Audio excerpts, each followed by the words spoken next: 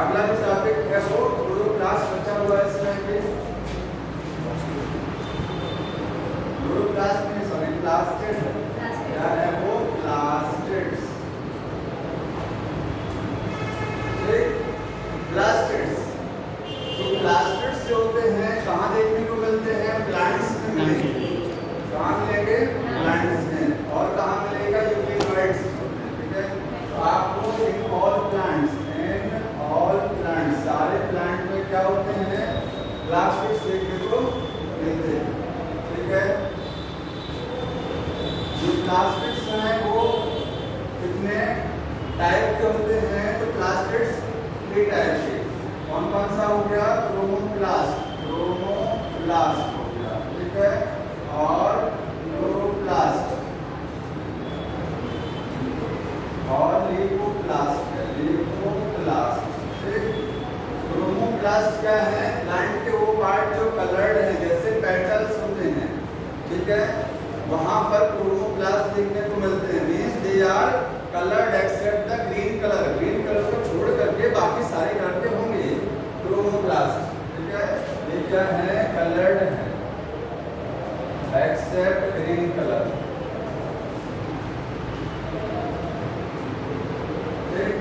Chromoplast हो गया। अब जो क्रोमोप्लास्ट होते हैं इनमें क्या चीज होती है? जो इसमें पिगमेंट होता है। कौन सा पिगमेंट होता है? कैरोटीनॉइड्स। कौन सा होता है? कैरोटीनॉइड्स। कैरोटीनॉइड्स होते हैं। और कैरोटीनॉइड्स अंदर कैसे है? कैरोटीन और ज़ैंथोक्रिल। ठीक है, इसके एग्जांपल क्या है? कैरोटीन हो गया, कैरोटीन एंड ज़ैंथोक्रिल्स। कैरोटीनॉइड का कलर बुक में लिखा है तो दे आर येलो और ऑरेंज और कौन सा? रेड। ये 3 कलर के होते हैं कैरोटीनॉइड। समझ में आ रहा है? ध्यान रखना है कलर इसका। ये आपको कलर्ड पार्ट देखने को मिलेगा। अब क्लोरोप्लास्ट की डिटेल अभी बताएंगे क्या है क्लोरोप्लास्ट।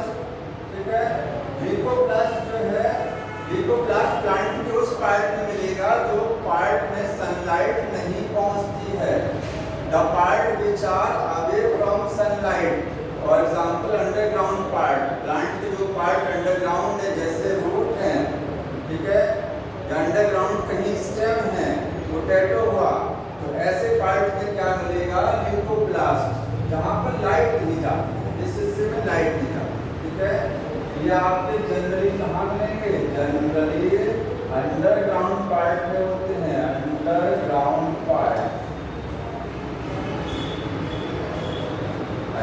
मन में आया? बाकी जगह में मिलेगा जहां पर लाइट नहीं पहुंच रही है प्लांट के जिस हिस्से में, वहां ल्यूकोप्लास्ट मिलेगा। ल्यूकोप्लास्ट के टाइप कितने होते हैं? एमाइलोप्लास्ट हो गया। इसके बाद कौन सा? वीडियोप्लास्ट। एक है क्या बोलते हैं उसको? एल्यूमिनोप्लास्ट।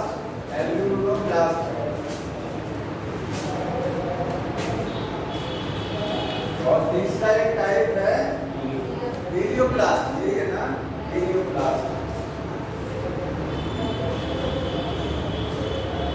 एमाइलोप्लास्ट स्टार्च को स्टोर करेगा। क्या स्टोर करेगा? स्टार्च।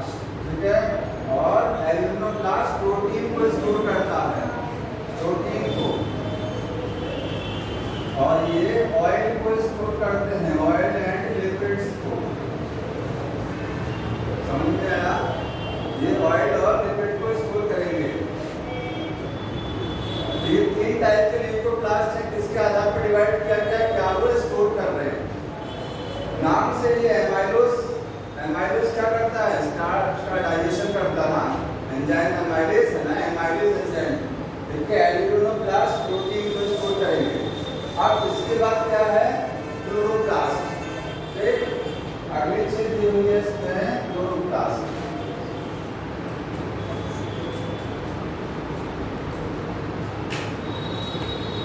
एक चीज और लिखा हुआ है कि जो डिफरेंट टाइप के क्या होते हैं, डिफरेंट टाइप के प्लास्टिड्स होते हैं, इनको 3 कैटेगरी में डिवाइड किया गया है। किसके आधार पर? On the basis of pigment. Plastids are classified into the three group on the basis of pigment. इस चीज को अंडरलाइन कर लीजिएगा, लिखा है लाइन, ठीक है, पिगमेंट के आधार पर कैसा उनके अंदर पिगमेंट है। अब क्लोरोप्लास्ट जो है, क्लोरोप्लास्ट कैसे होते हैं, ग्रीन कलर के हैं, सभी ग्रीन प्लांट्स में देखने को मिलेगा। Chloroplast double membrane bound structure है, कैसा है, डबल स्ट्रक्चर कैसे होती है, तो क्लोरोप्लास्ट जो स्ट्रक्चर है ये ओवल हो सकते हैं, स्फेरिकल हो सकते हैं और रिबन शेप के हो सकते हैं। रिबन शेप मतलब कई स्ट्रक्चर के क्या हो सकते हैं, क्लोरोप्लास्ट की स्ट्रक्चर शेप जो है वो डिफरेंट टाइप की शेप हो सकती है, ठीक। और क्लोरोप्लास्ट जो है ये जो इनका क्या हो गया, शेप हो गया, डबल मेम्ब्रेन वाला स्ट्रक्चर है, ये भी क्या है, सेमी ऑटोनोमस है, सेमी ऑटोनोमस। जैसे माइटोकॉन्ड्रिया क्या है, सेमी ऑटोनोमस है, उस तरीके से ये भी सेमी ऑटोनोमस होते हैं। कुछ प्रोटीन खुद बनाते हैं, इनके अंदर भी अपना क्या होता है, राइबोसोम है, और इनके अंदर भी अपना डीएनए है, सर्कुलर डीएनए, सेम वही माइटोकॉन्ड्रिया के तरीके से होता है। क्लोरोप्लास्ट में जो दो मेम्ब्रेन होती है, आउटर है और इनर। आउटर इनर इसमें भी है, जैसे माइटोकॉन्ड्रिया में आउटर मेम्ब्रेन थी और इसमें भी क्या है, आउटर इनर। आउटर मेम्ब्रेन वहां पर क्या थी, मोर परमेबल, उसकी परमेबिलिटी ज्यादा थी, इनर मेम्ब्रेन की परमेबिलिटी कम थी, सेम यहाँ पर भी है, ठीक है। आउटर मेम्ब्रेन मेम्ब्रेन क्या है, मोर परमेबल, और इनर मेम्ब्रेन होता है लेस परमेबल, इसकी परमेबिलिटी कम, ठीक है। क्लोरोप्लास्ट की जो संख्या होती है वो प्लांट में निर्भर करती है, ठीक है। क्लोरोप्लास्ट जनरली कहाँ मिलते हैं देखने को, तो generally they are present in the mesophyll cell. पत्तियों में जनरली क्लोरोप्लास्ट मिलेगा, और कहाँ मिलेगा, अगर तना हरा है तो वहाँ पर भी देखने को मिलेगा, ठीक है। तो मेसोफिल सेल कहाँ होती है, लीफ में होती है, तो बोलेंगे जनरली क्लोरोप्लास्ट कहाँ मिलेगा, मेसोफिल सेल में। तो generally and mesophyll cells, chloroplast की संख्या एक भी हो सकती है और इससे ज्यादा भी हो सकती है किसी भी सेल में। जैसे फॉर एग्जांपल इन क्लेमाइडोमोनास, कितने क्या है, ये एल्गी है ना, एक कोर्स की है, इसमें क्लोरोप्लास्ट कितना होता है, 1 क्लोरोप्लास्ट है यहाँ पर। और जो मेसोफिल सेल होती हैं, मेसोफिल सेल, उसमें 20 से लेकर के 40 क्लोरोप्लास्ट होते हैं पर सेल, एक सेल में 20 से 40 क्लोरोप्लास्ट एक सेल में देखने को मिलेंगे। तो संख्या इनकी निर्भर हो सकती है, शेप अलग अलग होती है, शेप भी अलग है और नंबर भी अलग अलग होता है, ठीक है। अब क्लोरोप्लास्ट का स्ट्रक्चर देख लेते हैं, स्ट्रक्चर कैसी होती है, ये देखिए इसकी स्ट्रक्चर है, डबल मेम्ब्रेन बाउंड स्ट्रक्चर है, ठीक है। यहाँ पर दोनों मेम्ब्रेन क्या है, कंटीन्यूअस है। माइटोकॉन्ड्रिया में अंदर की मेम्ब्रेन क्या की थी, विस्टी बनाया था, यहाँ ऐसा कुछ नहीं है, दोनों मेम्ब्रेन फुल कंटीन्यूअस है। यहाँ पर भी इसका डीएनए देखने को मिलेगा, लेकिन ये सब चीजें मैं हटा दे रहा हूँ, मेन चीज समझाना है। यहाँ पर भी डीएनए है, यहाँ पर भी क्या राइबोसोम है, ठीक है। मेन क्या होता है ये समझना है, इसमें आपके थाइलेकॉइड होते हैं, क्या होते हैं, थाइलेकॉइड, सबको पता है इस तरीके से, थाइलेकॉइड।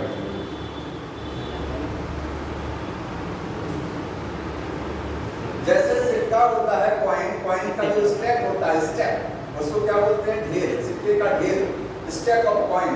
उसी तरीके से थाइलेकॉइड मेम्ब्रेन्स अरेंज होती हैं जैसे सिक्के के ढेर के तरीके से। तो थाइलेकॉइड मेम्ब्रेन कैसी होती हैं, चपटी होती हैं, डिस्कनुमा होती हैं, तस्तरी के आकार की होती है। ये तो क्रॉस सेक्शन में दिखा, ये एक थाइलेकॉइड है, दूसरा ये तीसरा है, ये तस्तरी नुमा है, डिस्क शेप है, ठीक है। उसके अंदर स्पेस है, इसके अंदर क्या है, स्पेस, इसके स्पेस को क्या बोलते हैं, ल्यूमेन। थाइलेकॉइड के स्पेस को क्या बोलते हैं, ल्यूमेन।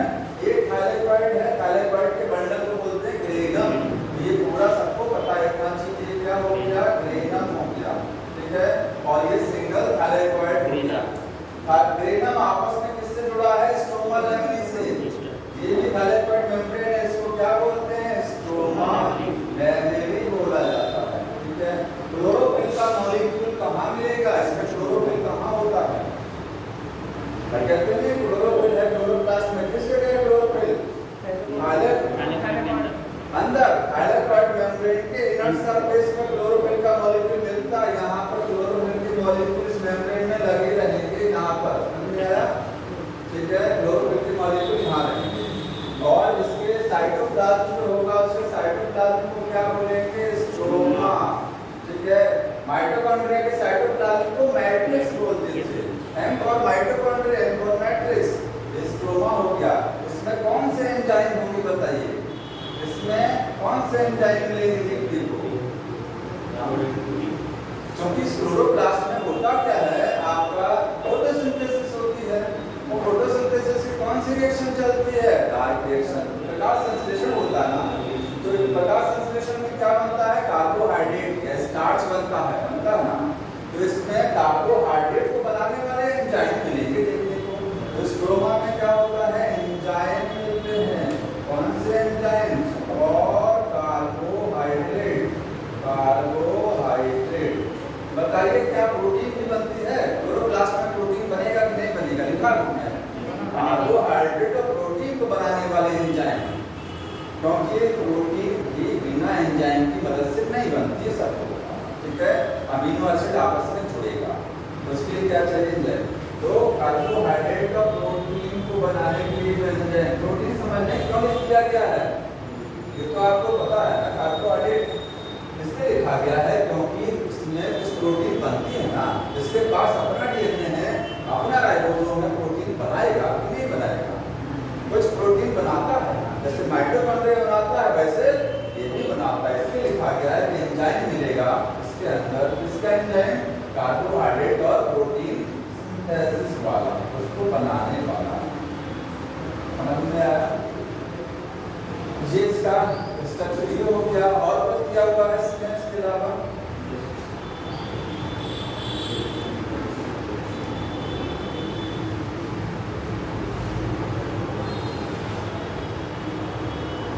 इतना ही लिखा है। इसमें लिखा गया कि डीएनए आपको देखने को मिलेगा सर्कुलर डीएनए की। मैंने सारी चीजें बता दी।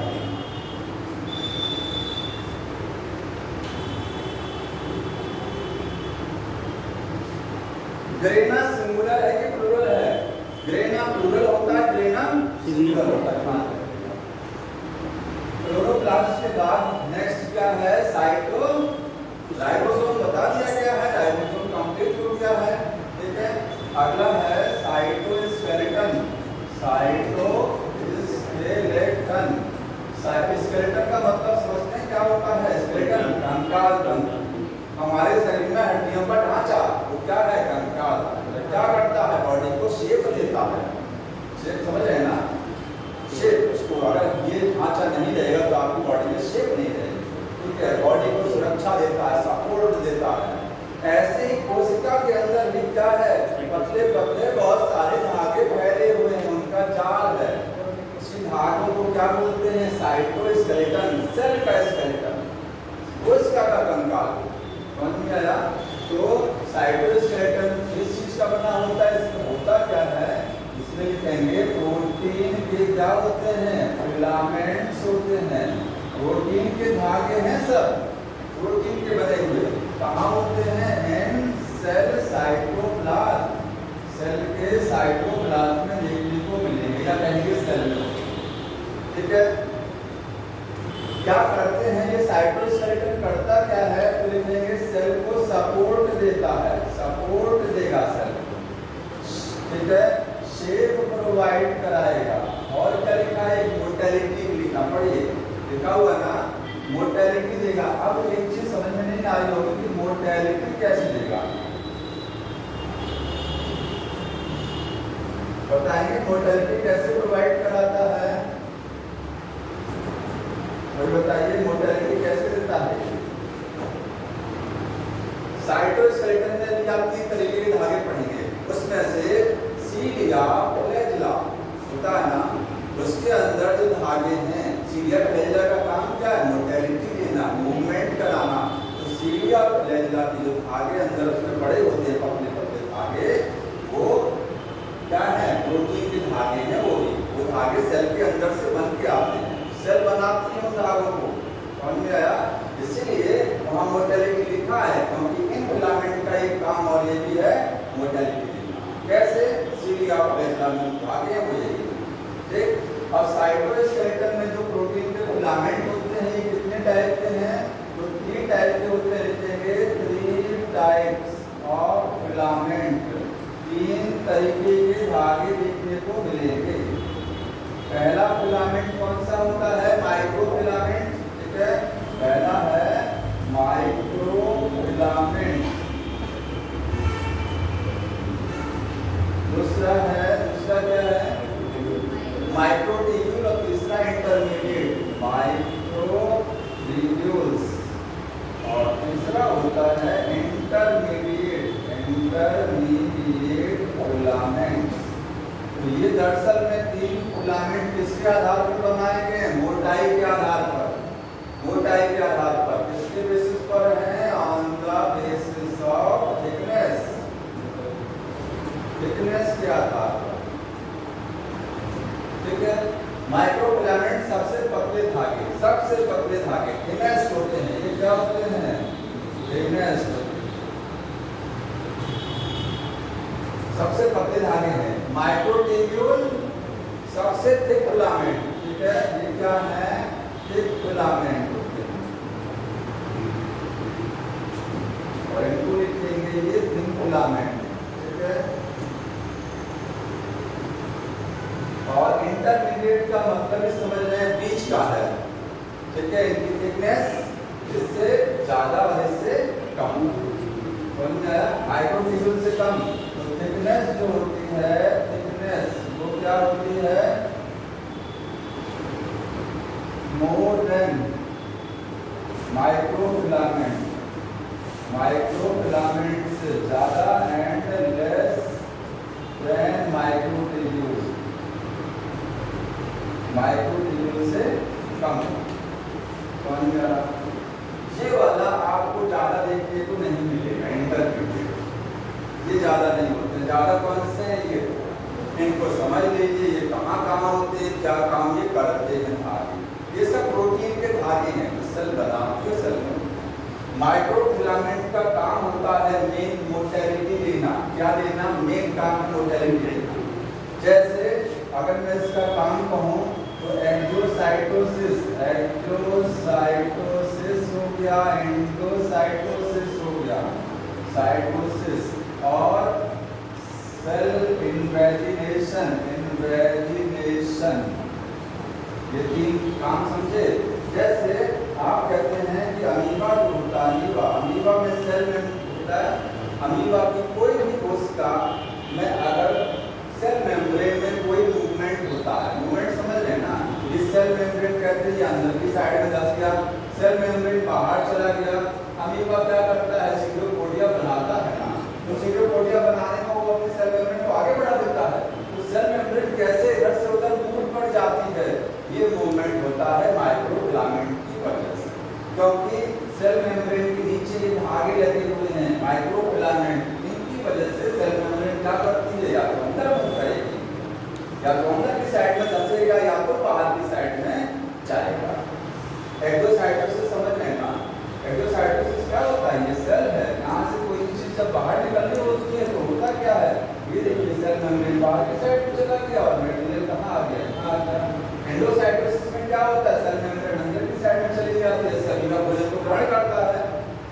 अमीबा भोजन को जब ग्रहण करता है तो उसका मेम्ब्रेन को अंदर कर लेता है। मूव क्यों हो रही है? मतलब सेल मेम्ब्रेन का मूवमेंट इसकी वजह से होता है। समझ में आया? दूसरा क्या है? दूसरी चीज है ये माइक्रोट्यूब्यूल। माइक्रोट्यूब्यूल किस प्रोटीन के बने हैं? ये धागे किस प्रोटीन के हैं? Tubulin protein. इनकी प्रोटीन नाम नोट कर लीजिए, बायट्यूब्यूलिन। इसमें कौन सी प्रोटीन होती है? Tubulin protein. इनका काम क्या है? बोलेंगे इनसे मिलकर बनता है सीलिया। सीलिया है, फ्लैजिला है। सीलिया हो गया, फ्लैजिला हो गया, सेंट्रियोल। ये सारी चीजें माइक्रोट्यूब्यूल धागों से बनता है। ये मोटे मोटे धागे हैं, जिससे बनेगा सीलिया, फ्लैजिला और सेंट्रियोल। अब इसी को हमको समझाना है कि सीलिया फ्लैजिला पहले टॉपिक में दिया है और सेंट्रियोल आगे दिया हुआ है। ठीक, हटा दें इसको।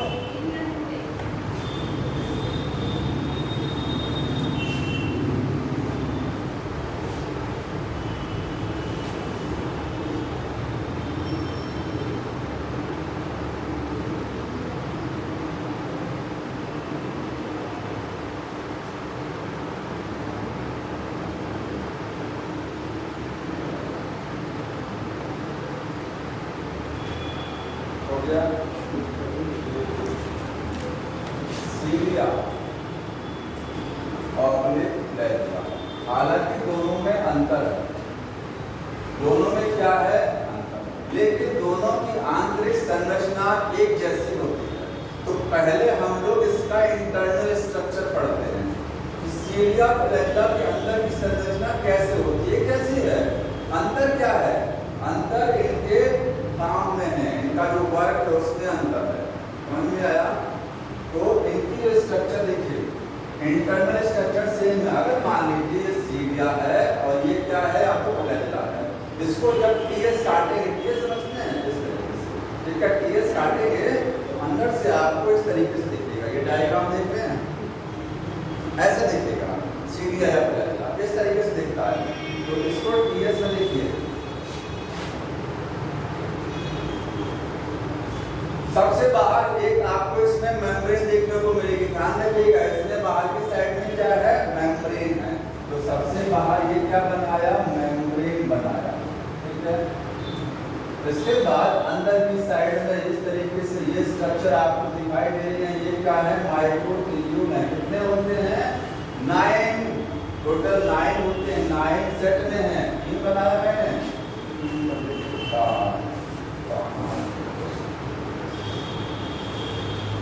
एक कम हो गया है, ठीक है, इसको यहाँ से सेट कर लेंगे। छोटा बना दिया मैंने कुछ। ये टोटल कितने हैं, 9 डबलेट है। इसको समझ रहे हैं क्या है, जब ये सीलिया या फ्लैजिला को जब काटेंगे, तो सामने से देखेंगे तो इसके अंदर टोटल कितने हैं, ये लंबाई में प्रोटीन के धागे लगे हुए हैं, लंबाई में लगा हुआ है, लंबाई में प्रोटीन के धागे लगे हुए सेट हैं। कितने धागे बाहर की साइड में, 18 धागे टोटल बाहर हैं, 18 हैं। तो 9 जोड़ी है, उसमें 9 दो के सेट में है। देखिए 2 के सेट में है, 9 सेट है टोटल। टोटल कितने हो गए, 18 हो गया। 18 फिलामेंट बाहर की साइड में और 2 फिलामेंट का है वो सेंटर की साइड में है। टोटल कितने धागे हैं उसमें, 20। कितने धागे होते हैं सीलिया या फ्लैजिला में, टोटल 20 होते हैं। 18 बाहर की साइड में, 2 अंदर की साइड में। बाहर वाले जो हैं वो डबलेट बोले जाते हैं। क्या बोले जाते हैं, डबलेट, ठीक है। तो यहाँ पर लिखेंगे 9 पेरिकुलर, 9 पेरिकुलर माइक्रोट्यूब्यूल। बाहर की साइड में 9 पेरिकुलर माइक्रोट्यूब्यूल है, 9 है टोटल, लेकिन 9 क्या है, वो डबलेट है। 9 क्या है, डबलेट है, 2 के सेट में है। और अंदर वाले जो सेंटर में है ये सिंगलेट है। सिंगलेट का मतलब अकेले अकेले है, ठीक है। ये अलग है और ये अलग है, ये साथ में जुड़ा तो होता है, लेकिन आपको इसको सेट नहीं मानते हैं, ये अलग अलग एक मानते हैं। तो सेंटर में क्या है, 2 है, 2 सेंट्रल माइक्रोट्यूब्यूल। सेंटर में 2 माइक्रोट्यूब्यूल है, वो क्या है, सिंगलेट है। सिंगलेट का मतलब सिंगल। आ रहा है समझ में, ये जो लगा है समझ में आ रहा है। अरेंजमेंट इस तरीके से लंबाई में 20 धागे लगे हुए हैं। जब आप इसको टीएस काटेंगे तो बाहर की साइड में 18 धागे आपको नजर आएंगे और सेंटर की साइड में 2 धागे नजर आएंगे। 18 जो रहेंगे वो क्या है, 2 के सेट में रहेंगे, 9 सेट टोटल रहेगा यहाँ पर। और इधर वाले सिंगल रहेंगे, तो 9 + 2 अरेंजमेंट बोलते हैं। सीलिया या फ्लैजिला में माइक्रोट्यूब्यूल का अरेंजमेंट कैसा होता है, 9 + 2 लिखते हैं, 9 + 2 अरेंजमेंट। यही पूछा जाता है, इस सीरिया में या फ्लैजिला में माइक्रोट्यूब्यूल का अरेंजमेंट कैसा होता है 9+2 और सेंट्रियोल में 9+0 होता है। ठीक है, अब एक चीज और समझिए, थोड़ी चीजें और है इसमें। देखिए सेंट्रल वाले जो है आपस में ये जुड़े हुए हैं, जुड़ा रहता है, लेकिन इसको सिंगल सिंगल मानते हैं, वो एकदम सटा नहीं है। यहाँ ये सटे हुए हैं तो इनको क्या मानते हैं, ये जोड़ी है, इसको अलग अलग मानते हैं। ये प्रोटीन के धागे से, ये अभी वाली प्रोटीन नहीं है, कौन सी वाली, माइक्रोट्यूब्यूल वाली प्रोटीन नहीं है। ठीक है, ये कोई दूसरी प्रोटीन होगी, इससे क्या रहता है, ये जुड़ा रहता है। बाहर की साइड में इनके कवरिंग है, ये कवरिंग दिखाई दे रही है, इसका नाम बताइए, सेंट्रल शीथ। शीथ का मतलब होता है कवरिंग, और सेंटर के जो माइक्रोट्यूब्यूल है उनको घेरने के लिए कवर बना हुआ है, इसको क्या बोलते हैं, सेंट्रल शीथ बोला जाता है। एक प्रोटीन का कवर है, ठीक। बाहर की साइड में जो है ये आपस में क्या है, जुड़े हुए हैं। ये देखिए इस तरीके से ये आपस में जुड़ा होता है। किससे जुड़ा रहेगा, लिंकर से। लिंकर क्या है, धागा है प्रोटीन का। सब प्रोटीन के धागे हैं, लेकिन वो वाली प्रोटीन नहीं है जिससे ये बना है, तो माइक्रोट्यूब्यूल से बना है ना, समझ में आया। लिखा होगा लिंकर, और कौन सा लिंकर है ये देखिए, अगर ये ए है तो ये बी है, और ये ए है तो बी, इसको बोलते हैं A B linker. A B linker है, ए और बी माइक्रोट्यूब्यूल को जोड़ने वाला कनेक्शन, ए बी लिंकर। और इसके बाद में यहाँ पर सेंटर में देखिए, सेंटर में ये सारी चीजें सेंटर में जुड़ी होती है। जितने बाहर के 9 हैं, ये बाहर के 9 किससे जुड़ा रहेगा, सेंटर वाले से जुड़ा रहेगा। ये देखिए सब इससे जुड़ा हुआ है। इनका नाम क्या होता है, रेडियल स्कोप। क्या बोलते हैं, रेडियल स्कोप, क्योंकि रेडियस पर है, इस पर है रेडियस पर, तो इनका नाम होता है रेडियल स्कोप। अब एक चीज ध्यान रख लीजिएगा, ये सब कुछ नहीं है। अगर पूछा जाएगा तो केवल रेडियल स्कोप पूछा जा सकता है कि बाहर के माइक्रोट्यूब्यूल सेंटर वाले से कैसे जुड़ा होता है, तो बोलेंगे रेडियल स्कोप से जुड़े होते हैं। ये सब लिंकर वगैरह नहीं आना। और क्या, और अरेंजमेंट पूछा जाएगा कि 9+2 अरेंजमेंट है, 9 डबलेट है, 2 सिंगलेट है बस, और बाहर की साइड में एक मेम्ब्रेन है। ठीक है, अब एक चीज और समझिए, ये पूरा यहाँ से लेकर के ये जो देख रहे हैं इसको, इतना हिस्सा, मतलब जिस हिस्से में, जितने हिस्से में प्रोटीन के धागे लगे हुए हैं, उस पूरे हिस्से को बोलते हैं एक्सोनीम। पढ़ लीजिएगा कि लाइन लिखा है एक्सोनीम।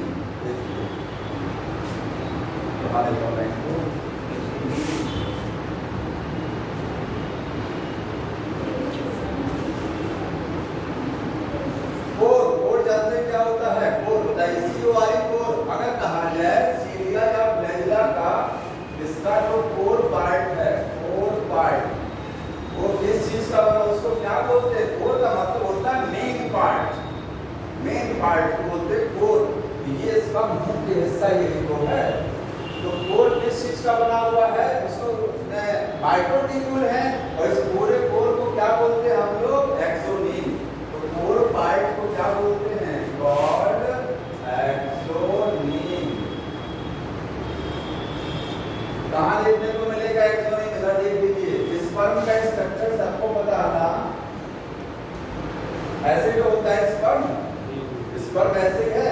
स्पर्म में बाहर की साइड में बनाते हैं, ये देखिए, ये इस तरीके से, अगर ढंग से सब जानते हो तो ये देखिए, ये बीच में जो फिलामेंट चल रहा है इसको क्या बोलते हैं, एक्सोनीम। ये स्पर्म का जो टेल वाला हिस्सा है, उसमें बीच में क्या है, फ्लैजिला है।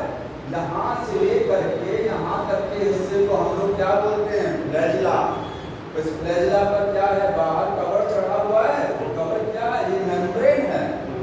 हमने कहा सीरिया या फ्लैजिला के ऊपर क्या होती है, मेम्ब्रेन, झिल्ली होती है, लाल रंग से झिल्ली बनाया गया है, और इस झिल्ली के बीच में धागा चल रहा है, वो धागा ये एक्सोनीम है। वो धागा क्या है, ये सेंट्रल कोर है इसका। मेन पार्ट सीरिया फ्लैजिला का यही होता है, जो बीच में दिखाई दे रहा है स्पर्म में, यहाँ पर। समझ में आया? ये इसका इंटरनल स्ट्रक्चर है। अब दोनों में अंतर क्या होता है, सीलिया और फ्लैजिला में क्या अंतर है देख लीजिए।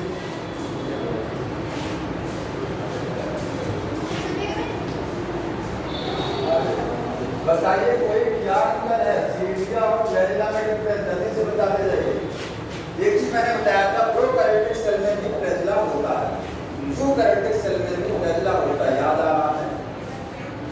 बैक्टीरिया में फ्लैजिला है कि नहीं है, स्पर्म यूकैरियोटिक सेल है, बैक्टीरिया प्रोकैरियोटिक सेल है, तो फ्लैजिला प्रोकैरियोट में नहीं होता, फ्लैजिला यूकैरियोट में नहीं होता। लेकिन सीलिया कभी प्रोकैरियोट में देखने को नहीं मिलते, नोट कर लीजिएगा।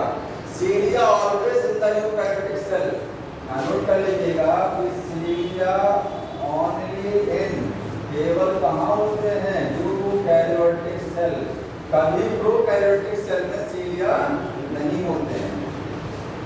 समझ आया? सीलिया के स्थान पर क्या होता है, तो बोलेंगे सीलिया की तरीके से वहां कुंडली होता है ना, क्या होता है, छोटा छोटा कुंडली, बड़े है ना बेली स्ट्रक्चर, लेकिन वो चीज वो नहीं है, उसी तरीके से मान सकते हैं।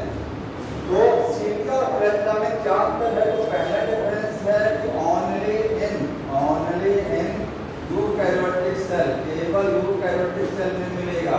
फ्लैजिला कहाँ है, in both eukaryote and prokaryote दोनों में देखने को मिलता है, और दोनों के फ्लैजिला में अंतर होता है। जो प्रोकैरियोटिक सेल में फ्लैजिला है और जो यूकैरियोटिक सेल में, आपने बैक्टीरिया मैंने बताया था, बैक्टीरिया का फ्लैजिला बताया था 3 पार्ट, फिलामेंट, बेसल बॉडी, उसका फ्लैजिला, और एक यूकैरियोटिक सेल के फ्लैजिला में क्या अंतर होता है बताइए। प्रोकैरियोटिक सेल में जो फ्लैजिला है और जो यूकैरियोटिक सेल में फ्लैजिला है, दोनों में क्या अंतर है। यूकैरियोटिक सेल के फ्लैजिला में 20 धागे हैं, 20 धागे जो अभी बताया मैंने, लेकिन प्रोकैरियोटिक सेल के फ्लैजिला में ऐसे 20 धागे नहीं होते हैं। उसका फ्लैजिला फ्लैजिलन प्रोटीन का बना होता है, यूकैरियोटिक सेल का फ्लैजिला ट्यूबुलिन प्रोटीन का है। ट्यूबुलिन बताया था मैंने, माइक्रोट्यूब्यूल, ये मेन डिफरेंस है। वहाँ 20 धागे हैं, वहाँ सिंगल धागा होता है। प्रोकैरियोटिक सेल के फ्लैजिला में एक प्रोटीन का धागा है केवल, यहाँ ऐसे 20 धागे। ये तो प्रोकैरियोट और यूकैरियोट के फ्लैजिला में अंतर हो गया। हम पढ़ कर रहे हैं सीलिया और फ्लैजिला में क्या अंतर है। पहला डिफरेंस समझ में आया कि सीलिया कहाँ होते हैं, फ्लैजिला दोनों जगह। दूसरा होता है सीलिया स्मॉल होते हैं, छोटे छोटे होते हैं, फ्लैजिला क्या है, बड़ा होता है, लॉन्ग होता है। अंदर की संरचना दोनों की सेम है, ठीक है, सीलिया स्मॉल और वो क्या हो गया, लॉन्ग। और एक अगला डिफरेंस है कि सीलिया जब वो क्या करते हैं बताइए, सीलिया का काम क्या होता है।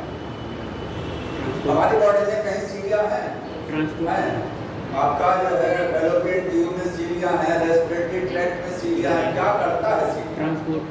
और पैरामीशियम एक यूकैरियोटिक सेल है, उसके ऊपर सीलिया है, ठीक है, तो नहीं करता क्या सीलिया, हम आपको वही बता रहे हैं जो बुक में लिखा है, ज्यादा नहीं बता रहे। सीलिया करते हैं मूवमेंट, ये कराते हैं मूवमेंट इन सेल, किसी भी सेल को मूव कराते हैं। अगर सीलिया जिस सेल के ऊपर लगे होते हैं उस सेल को ही मूव करा देते हैं। जैसे पैरामीशियम एक सेल है, तो पूरे पैरामीशियम को सीलिया मूव करा देता है, नहीं कराता। तो किसी सेल का मूवमेंट कराते हैं, या फिर और क्या काम करते हैं, movement of fluid around it. जैसे समझ लीजिए, अगर मान लीजिए कोई भी सेल है, इस सेल पर सीलिया लगे हुए हैं, तो सीलिया क्या करेंगे, इस सेल को मूव कराएंगे। और अगर कहीं सीलिया किसी ट्यूब के अंदर है, जैसे हमारी फैलोपियन ट्यूब होती है और सांस की नली होती है, उसके अंदर सीलिया है, तो वहाँ सीलिया क्या करेंगे, उसके सराउंडिंग में जो फ्लूइड होता है, फ्लूइड समझ रहे हैं ना, जैसे सांस की नली में म्यूकस बनता है, तब उसका मूव कराते हैं। फैलोपियन ट्यूब में ओवा को मूव कराते हैं। इनके सराउंडिंग में आसपास जो भी चीज रहेगी उसको क्या करेंगे, मूव करा देंगे, या तो पूरे सेल को मूव करा देंगे। फ्लैजिला क्या करता है, ओनली सेल, फ्लैजिला केवल किसी भी सेल को मूव कराएगा या किसी ऑर्गेनिज्म को मूव कराएगा, ठीक है, ऑर्गेनिज्म को क्या करेगा, मूव कराएगा, मूवमेंट। बैक्टीरिया के पास फ्लैजेला है, बैक्टीरिया को मूव करा देता है। हमारे इस पर एक सेल होती है, पूरी सेल को ही मूव करा देता है। इसका काम केवल मूवमेंट होता है, ठीक है। तो ये कुछ बेसिक सा डिफरेंस हो गया। एक डिफरेंस और होता है, सीलिया जो होते हैं, बुक में लिखा हुआ है, ये मूव करते हैं लाइक द ओट्स, और समझते हैं चाकू की तरीके से। नाव का जो पतवार होता है पीने वाला, तो उसका जो वो उस तरीके से सीढ़ियाँ मूव करते हैं। केरल में जो नाव चलती है, वहाँ पर जब लोग बैठते हैं तो सारे जो पतवार चलाते हैं एक ही डायरेक्शन में चलाते हैं, सब एक डायरेक्शन, चक्कू में चलाते हैं डायरेक्शन में। ये सारे लोग बैठ जाएंगे और सब क्या एक ही डायरेक्शन में चलाएंगे, समझ में आया। तो सीढ़िया में जो मूवमेंट होता है लाइक द ओर, चाकू की तरीके से। तो यहाँ लिख लीजिएगा मूवमेंट कैसा है, मूवमेंट लाइक, हाँ क्या कह रहे हैं बताइए, और किस पहले क्या लिखे हुए हो यार, आइए लिखे ना, ORS, ठीक है। और फ्लैजेला का मूवमेंट कैसा होता है, बता दिया पिछली बार। फ्लैजेला कैसे मूव करता है, हमारा फ्लैजेला ऐसे बताया ना, बैक्टीरिया का फ्लैजेला ये ठीक 180 डिग्री पर हमारा फ्लैजेला, स्पर्म का फ्लैजेला ऐसे करके चलता है, और प्रोकैरियोटिक सेल का फ्लैजेला बैक्टीरिया का इस तरीके से, ठीक है। तो इसका मूवमेंट क्या होता है, अलग अलग, मतलब फ्लैजेला में अलग टाइप का मूवमेंट बता दें इसको। तो सीढ़िया फ्लैजेला का इंटरनल स्ट्रक्चर हो गया।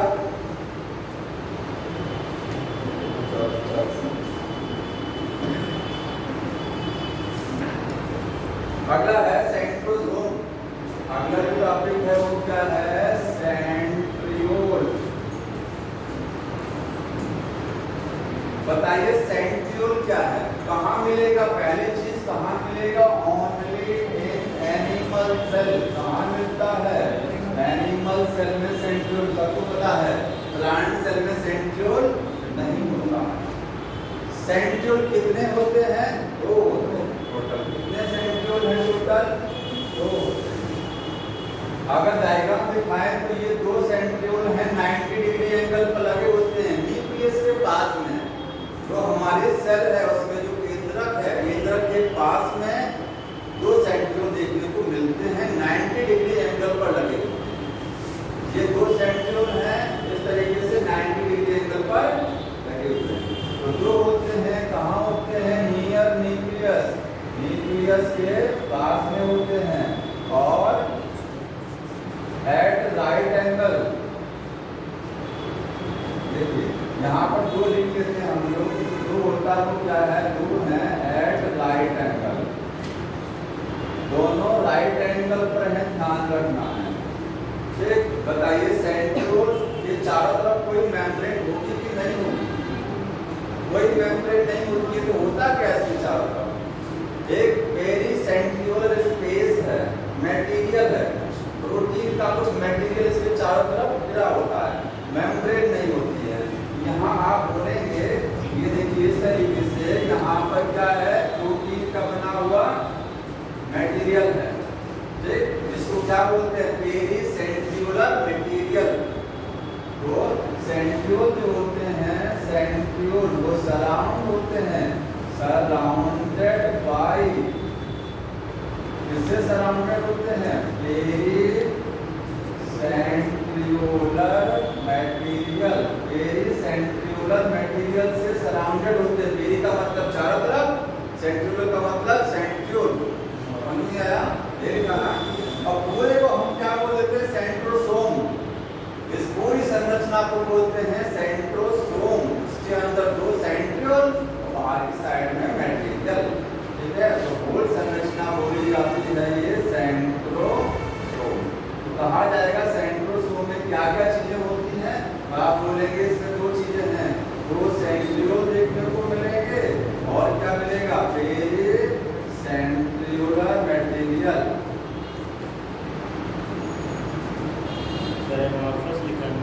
एमोर्फस सब्सटेंस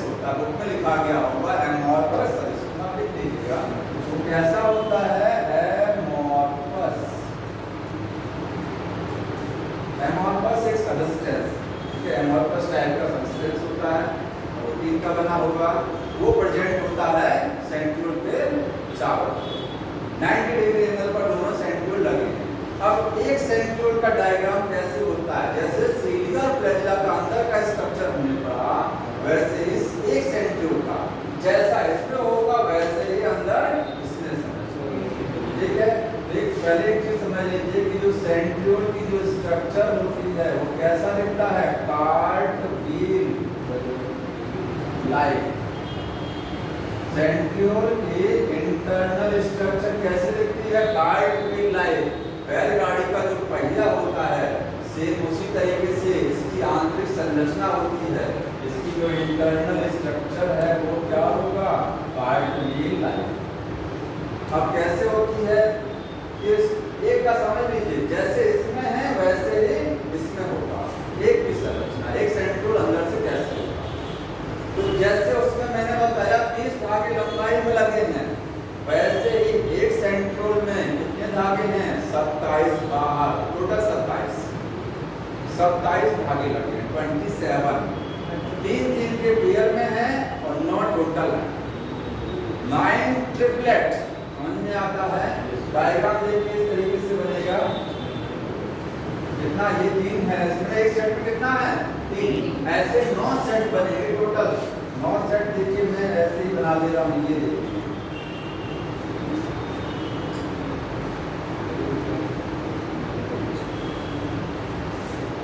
आप इसको काम का 9 समझ लीजिएगा कि 9 बना हुआ है, ठीक है, जो कम बना होगा 9 समझ लीजिएगा। ये टोटल होता है 9 सेट, 9 टोटल है और एक सेट में 3 होता है।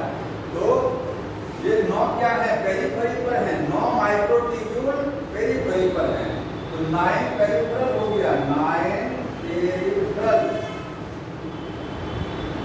9 माइक्रोट्यूब्यूल क्या है, पेरिफेरी पर है और वो कैसे हैं, ट्रिपलेट है। ट्रिपलेट का मतलब 3 है उसमें, समझ में आया।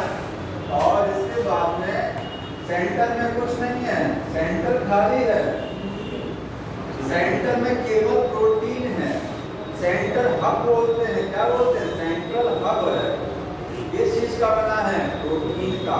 वो माइक्रोट्यूब्यूल वाला प्रोटीन नहीं है और कोई प्रोटीन है, जैसे वहां धागे जो लगे थे रेडियल स्कोप, हमने कहा माइक्रोट्यूब्यूल नहीं है, ऐसे ही सेंटर में जो हम बना रहे हैं, याद रखिए ये माइक्रोट्यूब्यूल नहीं है, इसको क्या बोलते हैं, सेंट्रल हब। ये है सेंट्रल हब है, ये किस चीज का बना है, प्रोटीन का, लेकिन कौन सी नहीं है, ये ट्यूबुलिन नहीं है, लिख लीजिएगा ये ट्यूबुलिन का बना नहीं होता है, माइक्रोट्यूब्यूल नहीं है। आया बाहर वाले माइक्रोट्यूब्यूल हैं, ट्यूबुलिन प्रोटीन के बने हैं, ठीक। इसमें देखिए ए बी सी और ए बी सी और इस पर क्या हो गया, ए बी सी। यहाँ पर भी लिंकर है, ए सी से जुड़ेगा, ए सी से, ये वाला ए सी से, ये देखिए ए सी से जुड़ गया सभी में, ये समझ में आ रहा है। इसका ए इसके सी से, इसका ए से सी से, ये सी है, किससे जुड़ेगा, ए से, ये सी हो गया और किससे जुड़ेगा, ए से। ए सी लिंकर बोलते हैं, क्या बोलते हैं इसको, वहाँ ए भी था और यहाँ हो गया ये ए सी लिंकर है। प्रोटीन का बना धागा है, बैलगाड़ी का पहिया लग रहा आपको ना, अभी नहीं लग रहा है, अब लग रहा है ना, कार्टवील।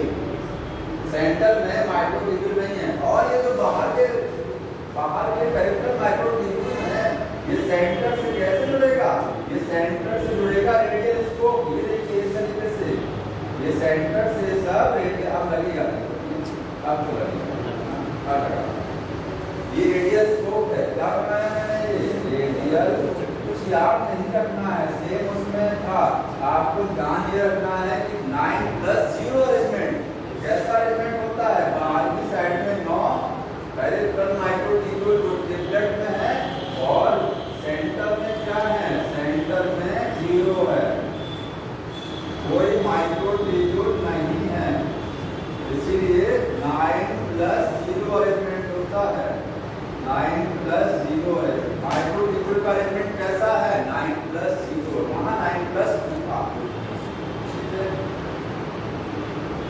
तो इतना ये हो गया, और एक चीज इसमें छूट गई है, इसमें सीलिया फ्लैजिला वाले में एक चीज और देख लीजिए, आपकी बुक में येलो कलर का कुछ बना हुआ है, मैं फिर से डायग्राम थोड़ा सा मैं ड्रॉ कर देता हूँ। ये देखिए बाल दो का सेट था, उस दो के सेट पर येलो कलर का इस तरीके से बनाया गया है। ये कोई बताएगा क्या है? क्या है ये? नहीं, ये येलो कलर का वो नहीं बाहर वाला। ये देखिए येलो कलर का कुछ जो है ऐसे स्ट्रक्चर बना हुआ है, स्टिक नुमा, स्टिक की तरीके से येलो कलर का जो बना है। देखिए ना सभी बना है यहाँ पर। ये क्या है आपने कोई बताएगा क्या है? नहीं बता रहा है, वही नोट कर लीजिएगा बुक में। ये डाइनिन प्रोटीन है। क्या है ये? डाइनिन।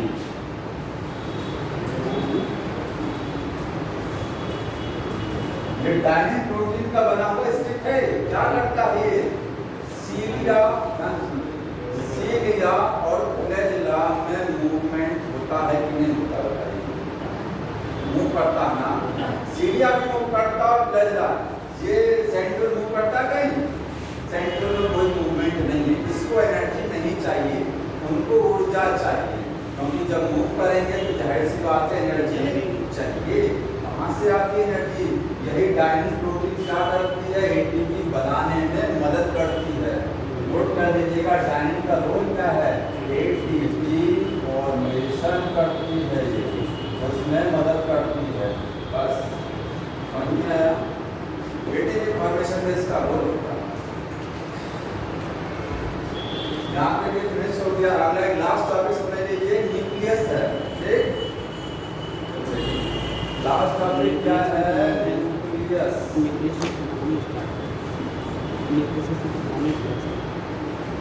यही है ना न्यूक्लियस। देखिए न्यूक्लियस कहेंगे सेल का ब्रेन है। क्या चीज है? ब्रेन है सेल का, पूरी सेल को कंट्रोल में रखता है। ठीक, न्यूक्लियस कहाँ होता है? तो कहेंगे एनिमल सेल में वो सेंटर में है, और प्लांट सेल में सेंटर में नहीं होता है, क्योंकि सेंटर में बड़ी सी वैक्यूल होती है किनारे की साइड। कितना पता है? ठीक, और न्यूक्लियस मेजर सेल ऑर्गेनेल है। सेल का सबसे बड़ा सेल ऑर्गेनेल कहेंगे न्यूक्लियस है। ठीक है, न्यूक्लियस के अंदर क्या? न्यूक्लियस स्टार्टिंग में और कुछ पॉइंट्स में क्या बताया गया है इस हिसाब से बताया गया। हाँ, रॉबर्ट ब्राउन ने सबसे पहले, देखिएगा सबको पता है, रॉबर्ट ब्राउन ने न्यूक्लियस को देखा था। ठीक है, न्यूक्लियस के अंदर होता क्या क्या है? इसमें कई चीजें होती हैं। बाहर न्यूक्लियर मेम्ब्रेन मिलेगा, न्यूक्लियर मेम्ब्रेन होगा। उसके बाद में जेनेटिक मटेरियल होगा, जेनेटिक मटेरियल जिसको आप क्या बोलेंगे? डीएनए बोलेंगे। ठीक है, या क्रोमोसोम कहेंगे, सभी में अंतर है। देखिए क्रोमोसोम भी कहेंगे और क्रोमैटिन भी कह सकते हैं। क्रोमैटिन और न्यूक्लियोलस होगा, न्यूक्लियोलस। तो आपके न्यूक्लियस में तीन चीजें होती हैं, बाहर न्यूक्लियर मेम्ब्रेन, जेनेटिक मटेरियल अंदर ये में, और इसके बाद में न्यूक्लियोलस। ठीक है, न्यूक्लियस की जो संख्या होती है वो एक सेल में कितनी होती है बताइए? जनरली एक। जनरली क्या होता है? जनरली वन न्यूक्लियस, एक ही न्यूक्लियस होता है एक सेल में। एक से ज्यादा भी कहीं होते हैं। पैरानिशियम में दो न्यूक्लियस। और जो फंगस होता है, फंगस में जहाँ बीच में सेप्टा नहीं होता है, जिस माइसीलियम में बीच में हाइपोथैलेमस सेप्टा नहीं है, वहाँ सारे न्यूक्लियस एक ही में आ जाते हैं। सिनोसिटिक कंडीशन होता है। मल्टी, अगर किसी भी सेल में एक से दो से ज्यादा न्यूक्लियस होते हैं तो उसको बोलते हैं सिनोसिटिक। वो आपका जो फंगस होता है राइजोपस, रेड मोल्ड, उसमें एक से ज्यादा न्यूक्लियस। ठीक है, इसी तरीके से हमारी जो मांसपेशियां होती है, मांसपेशियों में पढ़े ना, स्मूथ मसल, कार्डियक मसल और स्केलेटल। स्केलेटल में एक से ज्यादा न्यूक्लियस होते हैं एक सेल होते हैं ना। तो एक भी हो सकता है, दो भी हो सकते हैं, और दो से ज्यादा भी न्यूक्लियस हो सकते हैं। समझ में आया? देखते ही होता है, जनरली एक होता है, बाकी हो सकते हैं। न्यूक्लियस में अंदर क्या होता है? क्रोमैटिन। तो बुक ने लिखा है क्रोमैटिन को term chromatin given by Flemming. किसने दिया था? फ्लेमिंग ने दिया था। टर्म क्रोमैटिन फ्लेमिंग ने दिया था। ठीक है, न्यूक्लियस के अंदर जो जिसको आप क्रोमैटिन नाम भी दे दिया गया है, उसको स्टेन कैसे करेंगे? बेसिक डाई से। लिखा है बेसिक, अगर न्यूक्लियस को स्टेन करना हो तो उसके लिए डाई आती है, बेसिक डाई होती है, एसिडिक नहीं होती है। उसका नाम क्या है? एसिडोकार्बन। ठीक है, नोट कर लीजिएगा। क्रोमैटिन को कैसे स्टेन किया जा सकता है? Stained by basic dye. Basic dye इसको क्या बोलते हैं? एसिडोकार्बन। तो ये बेसिक डाई होती है जिससे हम न्यूक्लियस को के अंदर जेनेटिक मटेरियल को स्टेन कर सकते हैं। ठीक है,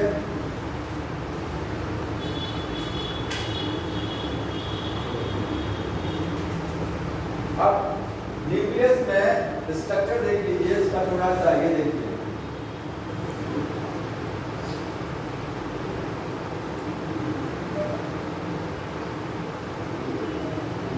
ऐसे होता है, कितनी मेम्ब्रेन है? 2 मेम्ब्रेन, आउटर और इनर।